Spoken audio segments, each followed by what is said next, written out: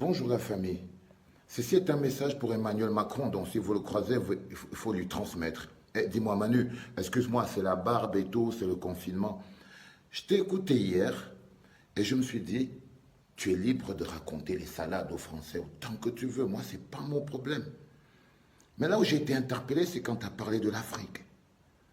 Et tu as dit l'Afrique a besoin d'aide. La question que je me suis posée, mais si l'Afrique a besoin d'aide, l'Europe a besoin de quoi? L'Italie a besoin de quoi? La France n'a même pas suffisamment de masques pour tenir. Pourquoi tu dis à quel moment l'Afrique a besoin d'aide? Pourquoi tu ne vois pas à quel point tu as besoin d'aide toi-même? J'ai pas compris. Et puis tu as chuté sur la dette. Là, je me suis demandé, on tombe sous le sens. C'est qui doit à qui du fric? Non, moi je pense que c'est la France qui doit à l'Afrique beaucoup d'argent. Que c'est la France qui a une dette énorme envers l'Afrique. Et tout ce qu'on vous demande, ce n'est pas d'alléger une dette, parce que nous, on croit. Moi, je ne pense pas que l'Afrique vous doive quelque chose. 14 pays qui sont vampirisés par le franc CFA que tu contrôles tranquille avec tes amis. Non, on ne te doit rien du tout. L'uranium du Niger que tu pompes pour rien. Non, on ne doit rien du tout. Nos mamans et nos familles qui nettoient les rues de France. Non, on ne te doit rien du tout. Par contre, si tu peux faire quelque chose pour nous, tu peux embarquer l'armée française, tu vois, les ramener en France. Et en partant, tu ramènes aussi tous les vieux dictateurs, gouverneurs de la France qui nous servent de dirigeants. Si tu peux les embarquer aussi, tu vois, ça, ce serait bien. Et là, tu aurais donné un coup de main. Mais s'il te plaît, je t'en prie, tu as beaucoup de travail, reste concentré, hein, parce que je crois que la France a plus besoin de toi en ce moment que l'Afrique. Et laisse-nous nous débrouiller. Merci beaucoup. T'es gentil, hein? Tu laisses tomber. Bonjour à tous et content de vous retrouver pour cette nouvelle vidéo. Alors aujourd'hui, exceptionnellement, et puis pour une première, j'ai décidé de faire cette vidéo dans mon bureau. Comme vous pourrez le voir en fait dans une petite présentation que je vous ai faite d'une minute, 1 minute 10, vous verrez, ça souffle pas mal en fait à l'extérieur et donc je me disais que ça allait risquer de rendre désagréable la vidéo. Donc je me suis dit tiens, pourquoi pas ne pas faire la vidéo dans mon bureau. Et puis par rapport au sujet, je me suis dit tiens, ça peut être aussi également complémentaire, c'est-à-dire que comme je vais parler de nationalité, d'intégration, d'assimilation, etc., je me suis dit eh ben, pour que je parle de ça, il faut aussi que moi-même je fasse partager un petit peu mon intimité, les valeurs qui sont miennes, parce qu'il y a une phrase que j'aime beaucoup en fait, une phrase militaire que j'ai toujours gardée au fond de moi, qui dit que pour commander, il faut savoir obéir. C'est-à-dire qu'on ne peut pas exiger ou attendre des gens des choses que soi-même nous ne sommes pas capables de faire. Donc si je parle de ça, il faut qu'en parallèle, je sois capable de démontrer aux gens que j'agis avec des principes, des valeurs qui sont miennes et que c'est en corrélation et que je dirais c'est cohérent en fait avec ce que je suis en train de dire ou de parler. D'accord? Voilà, donc ça c'était la petite parenthèse. Deuxième chose, je voudrais m'excuser auprès de Maryse, puisque je m'étais engagé à faire une vidéo du côté de la plage des Cocotiers, à Salines-Niral. En raison du temps, Maryse, je suis désolé, on reportera ça, je le ferai peut-être la semaine prochaine si c'est possible, mais chose promise, chose due, donc je le ferai, hein, plage des Cocotiers du côté de Salines-Niral. Voilà, alors je vous ai mis en intro l'intervention de cette personne dont j'ignore le nom. Je remercie encore toutes les personnes qui m'envoient via WhatsApp des vidéos concernant l'Afrique ou le Sénégal, puisque quand je les trouve effectivement pertinentes, j'essaye de les inclure dans mes vidéos chaque semaine. Alors, ce gars-là intervient tout de suite dans la foulée du discours, enfin du discours du président Macron, hein, qui est intervenu lundi. Et effectivement, il a abordé donc l'Afrique hein, en disant qu'il se proposait de faire en sorte que la dette des pays africains soit effacée. Depuis, on a eu les informations, hein, il n'y a pas d'effacement de dette, mais il y a une mise en suspens du paiement des intérêts de la dette, hein, c'est ça, hein, donc c'en est là à l'heure d'aujourd'hui. Alors le gars, effectivement, en tant qu'Africain, il interpelle le président, alors sur un ton amical, mais il n'y a rien d'irrespectueux, effectivement, et pour moi, voilà, j'estime que ce qu'il dit est pertinent. Je rappelle, hein, je le dis régulièrement, j'ai tendance à me répéter, mais l'image de la France a été sérieusement écornée pour différentes raisons, ici au Sénégal, mais en Afrique de l'Ouest aussi, et en Afrique, sur le continent africain en général. Je suis le premier à en parler, pour différentes raisons. Pour ceux que ça intéresse, j'ai fait une playlist qui est intitulée Opinion, où je parle de différents thèmes, justement, le franc CFA, la présence militaire française, etc. Donc n'hésitez pas à retourner dessus, puisque j'essaye d'être le plus explicite possible, et pourquoi des fois il m'arrive d'être en désaccord ou de ne pas comprendre les décisions ou l'attitude de mon pays. Voilà, donc à l'heure d'aujourd'hui, ce que je pourrais dire à la France, si j'avais un message à mon humble échelle, c'est, je dirais simplement à la France, faites en sorte de parle moins de l'Afrique, et je dirais que la relation entre l'Afrique et le continent africain s'en portera mieux. Voilà, moins la France parle de l'Afrique à l'heure d'aujourd'hui, et mieux ça vaudra dans ses rapports avec celle-ci.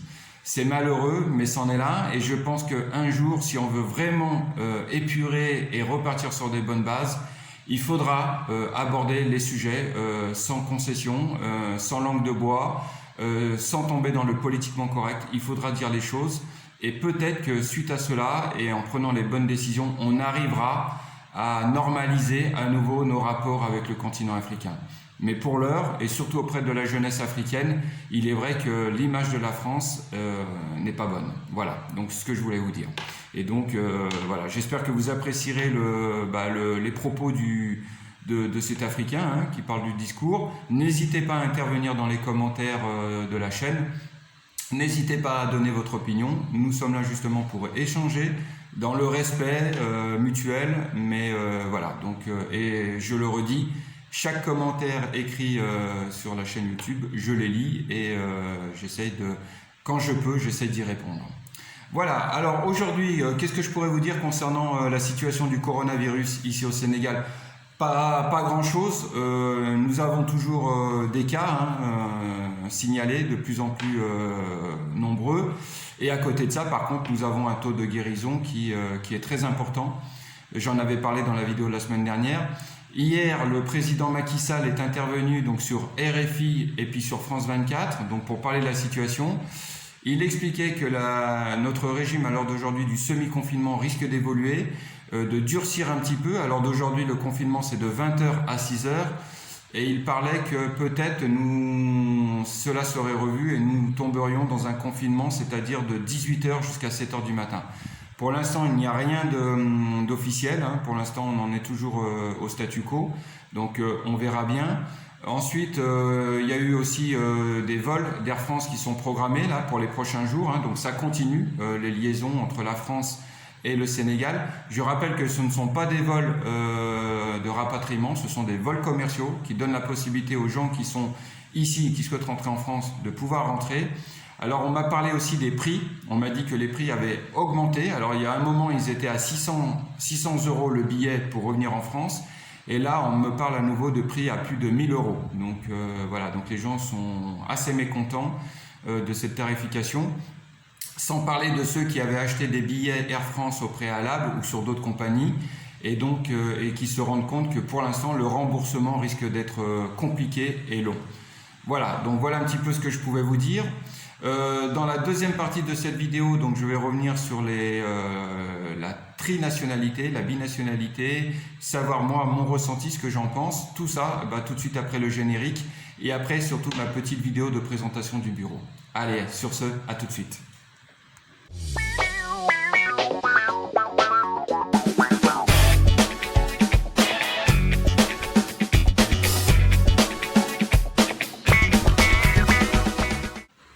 Voilà, petit tour d'horizon de mon bureau, donc avec le panneau, quelques affiches. Volontairement, j'ai voulu des affiches intemporelles, c'est-à-dire des photos de maison, mais sans référence ni prix. Aucun intérêt, puisqu'on se rend compte que les annonces deviennent vite caduques. Voilà, le bureau, le vélo, comme d'habitude. Le week-end, je viens en vélo. Maintenant, j'essaye de le faire également en semaine. Vous voyez que ça souffle, Mon t-shirt, quand j'avais 4 ans, ainsi qu'une photo prise à l'école, quasiment au même âge. Un poème que j'avais offert à ma maman pour ses 50 ans. Une photo de Lyon. Les médailles de bronze et d'argent de mon grand-père durant sa carrière à la Poste. moi en militaire, durant une préparation militaire de parachutisme, mon grand-père pendant la guerre, et la croix de Lorraine qui lui a été offerte par les Belges à son retour de captivité. Voilà, le Bouddha que j'avais offert à ma maman il y a quelques années que j'ai récupéré. Mon code d'honneur dont j'ai parlé sur le groupe Facebook de la chaîne, que j'ai rédigé il y a quelques mois de ça. Voilà, une petite vidéo, un visu, je dirais, général de mon bureau, de mon refuge. Et pour finir, voilà, l'extérieur, vous voyez, beaucoup de vent, donc je me suis enfermé. Voilà, donc me voilà de retour.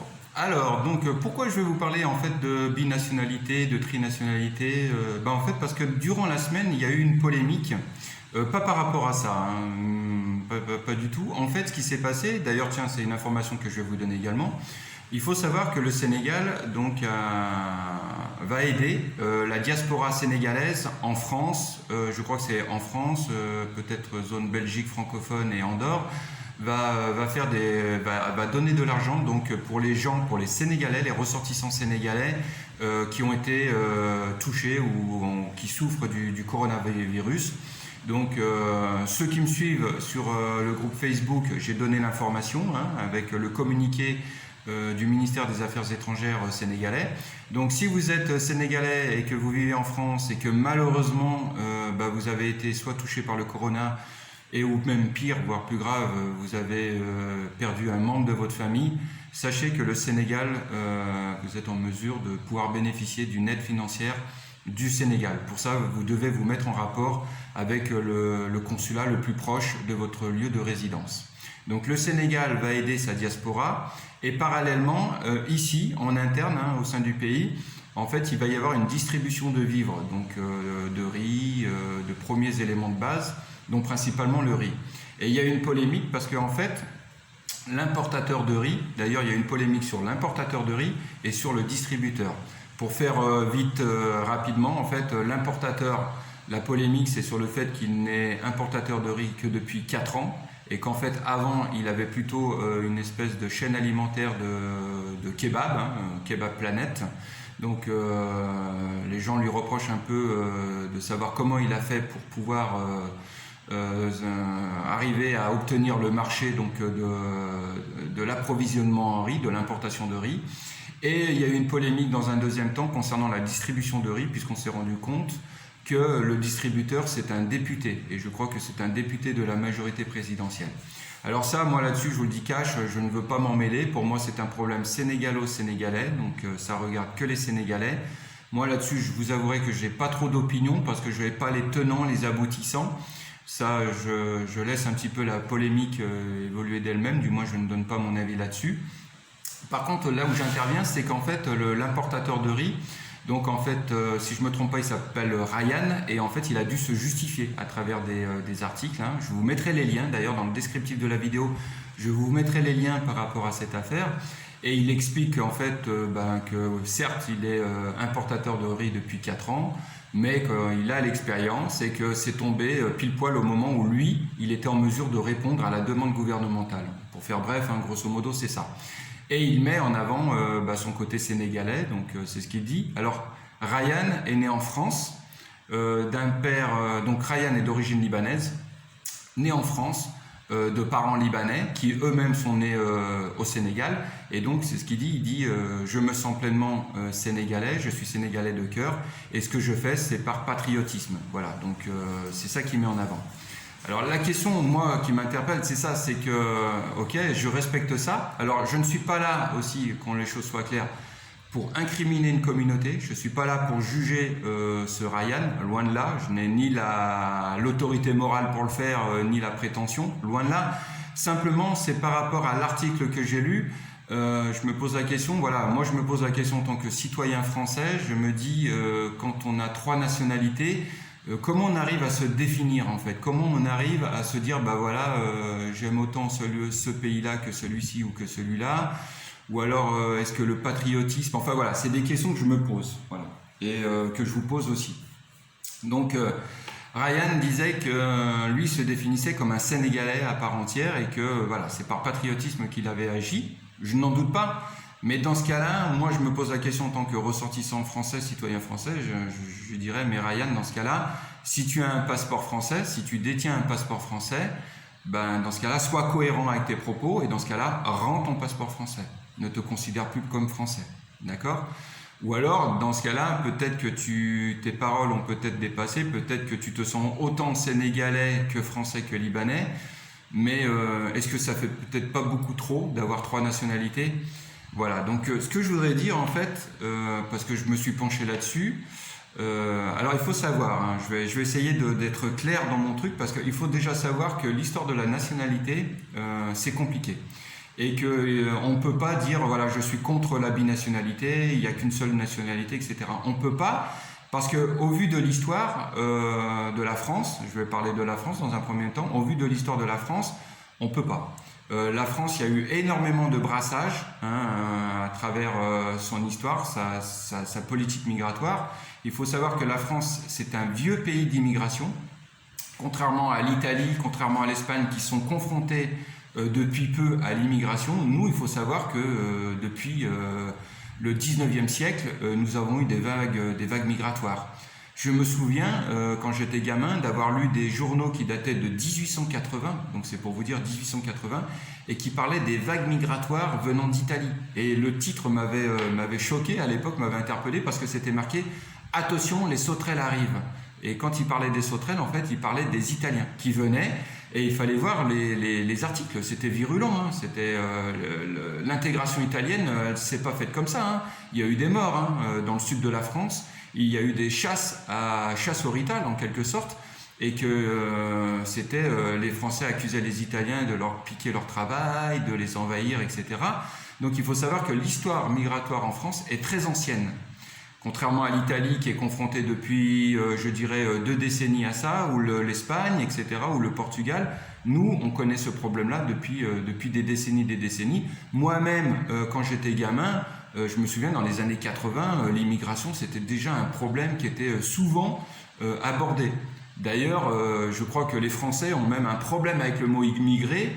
J'en suis persuadé, j'en rigole souvent. Je crois que les Français on leur a tellement parlé de ça qu'ils ont un problème avec le mot immigré, et que quand ils quittent la France pour s'installer à l'étranger, eh ben, ils se définissent comme des expatriés, mais très très rarement comme des immigrés. C'est pour ça que je suis là, moi, pour recadrer et dire attention, il n'y a pas de honte à se définir comme un immigré. Au contraire, j'en tire même une fierté. Je suis fier de me définir comme un immigré français.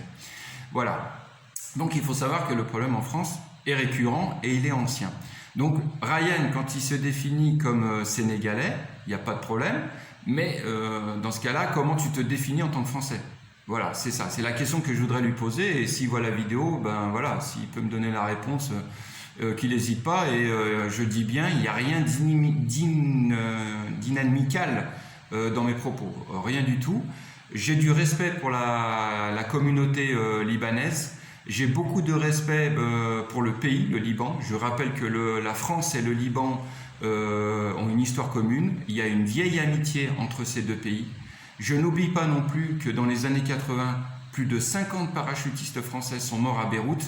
À l'époque, il y avait eu un attentat et les Français étaient là-bas, les militaires français étaient là-bas pour défendre le Liban, mais que leur présence déplaisait à certaines puissances régionales, je pense à l'Iran, et que c'est suite à un attentat initié par les Iraniens que nous avons perdu plus de 50 parachutistes dans l'immeuble Le Drakkar. Nous n'étions pas les seuls. Le même jour, les Américains ont perdu plus de 230 Marines.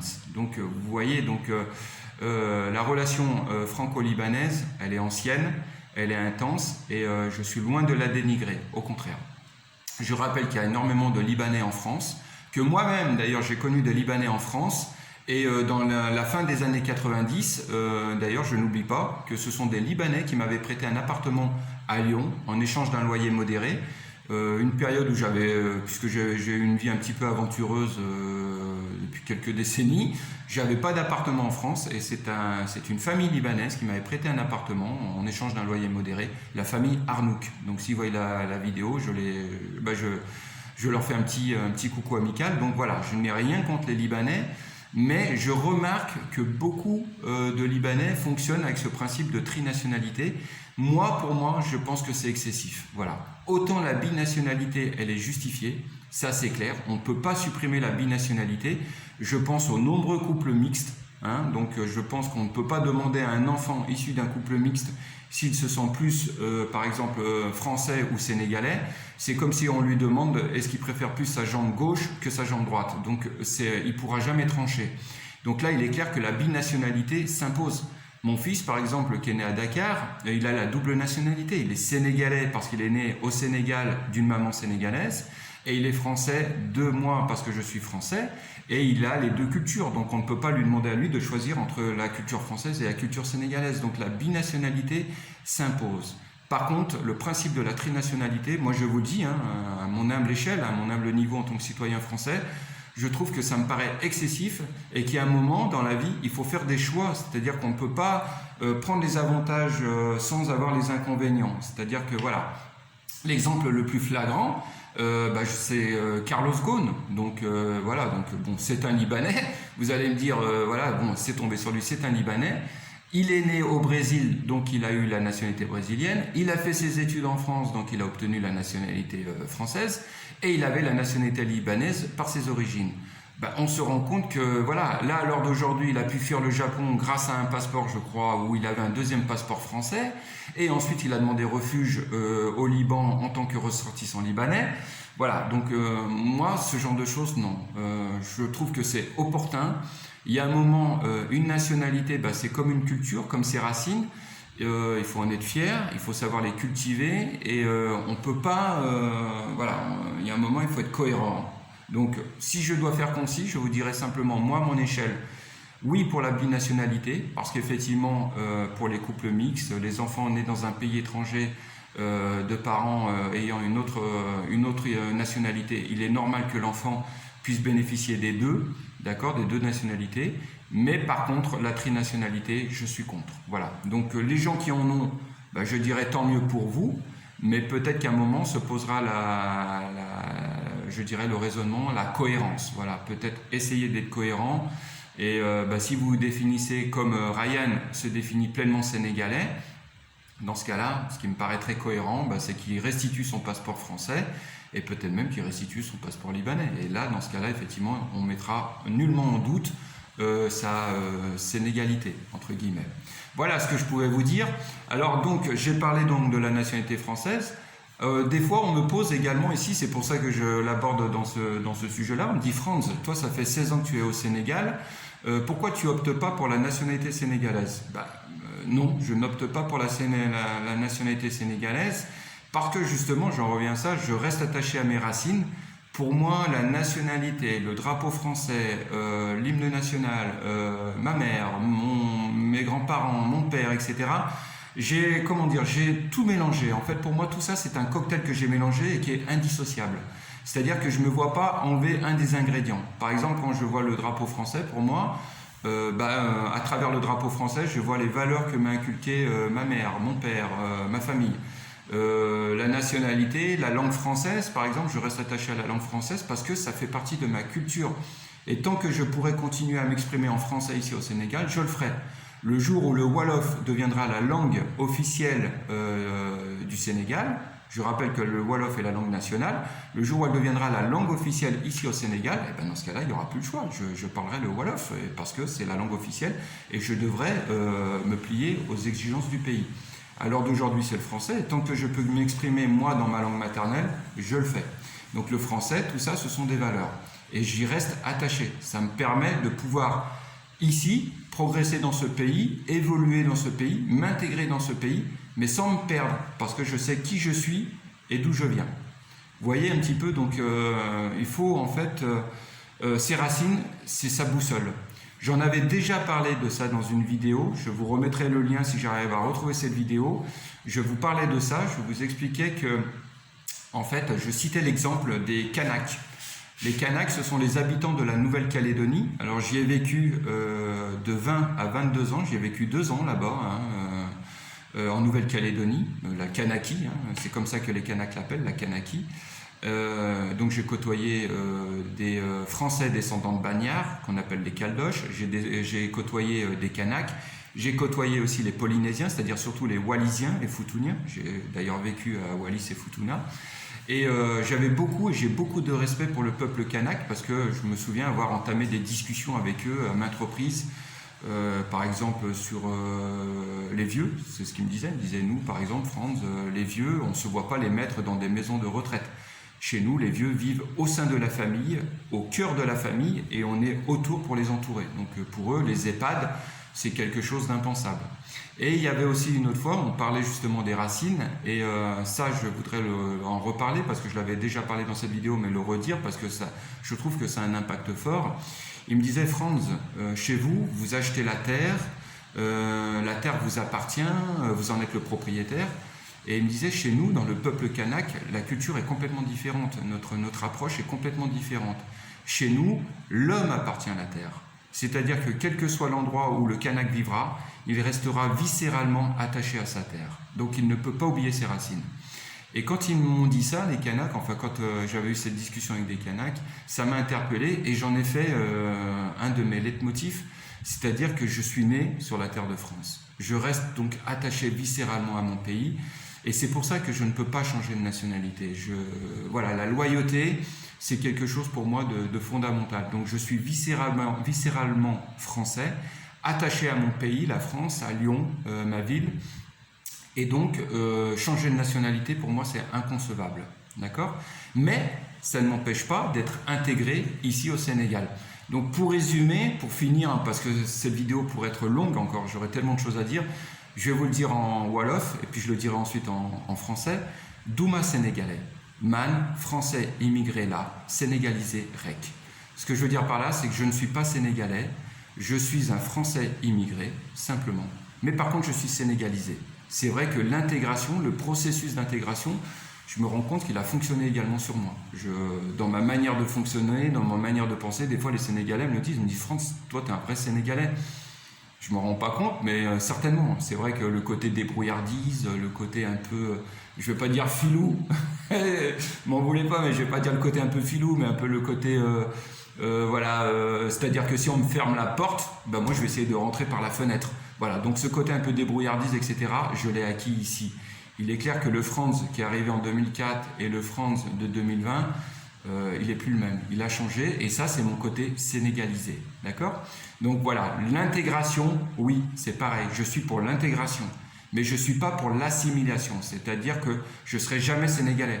De la même manière qu'en France, je suis contre le fait de chercher à vouloir assimiler les étrangers. Les étrangers, quand ils viennent en France, moi ce que je leur dis, d'immigrer à émigrer, je leur dis intégrez-vous, respectez le pays dans lequel vous êtes, parce que si vous ne le respectez pas, alors votre place n'est pas là. Dans ce cas-là, retournez d'où vous venez. Mais par contre, gardez votre culture, gardez vos racines, et ça c'est totalement normal. Ça, je le comprends parfaitement. Voilà, donc le but d'aujourd'hui, c'était un peu de parler de tout ça, de vous donner un petit peu des clés de réflexion. Maintenant, ce que je vous dirais, c'est, voilà, n'hésitez pas à faire part de votre ressenti dans les commentaires.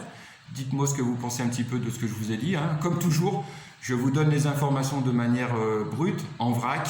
Je n'ai rien planifié à l'avance. Hein. C'est un petit peu mon ressenti, ce que j'ai sur le cœur. Je vous l'ai donné comme ça en direct. Et puis, n'hésitez pas, bien entendu, à le faire partager. Voilà ce que je pouvais vous dire. Dans la fin de la vidéo, je vous inclurai aussi également une toute petite vidéo d'une petite fille qui nous parle du virus. J'ai trouvé ça tellement mignon. Donc je vous l'inclus également. Et puis pour chacun d'entre vous, prenez soin de vous, où que vous soyez. Et puis prochaine vidéo la semaine prochaine. Semaine prochaine, j'aborderai peut-être le sujet de la crise économique. Comment ici on le perçoit, et c'est-à-dire comment on va, puisque dans la foulée, hein, notre saison touristique elle est morte et enterrée, hein, la saison touristique, et dans la foulée on va attaquer la période creuse qui va démarrer au mois de juin, mai-juin, jusqu'au mois d'octobre. Donc comment moi je perçois ça? Est-ce que j'ai, je dirais, des astuces mentales pour rester optimiste? Enfin, comment je perçois ça? Comment je m'organise? Voilà, je pense que je parlerai de ça semaine prochaine. D'accord? Sur ce, à chacun d'entre vous, prenez soin de vous, bonne continuation et à très bientôt. Ciao. Et dis-moi mon bébé, pourquoi on peut pas aller dehors? Parce que Macron a dit non, elle peut pas aller dehors parce que là, un virus. Parce qu'il y a quoi? Un virus. Et il s'appelle comment le virus? Macron.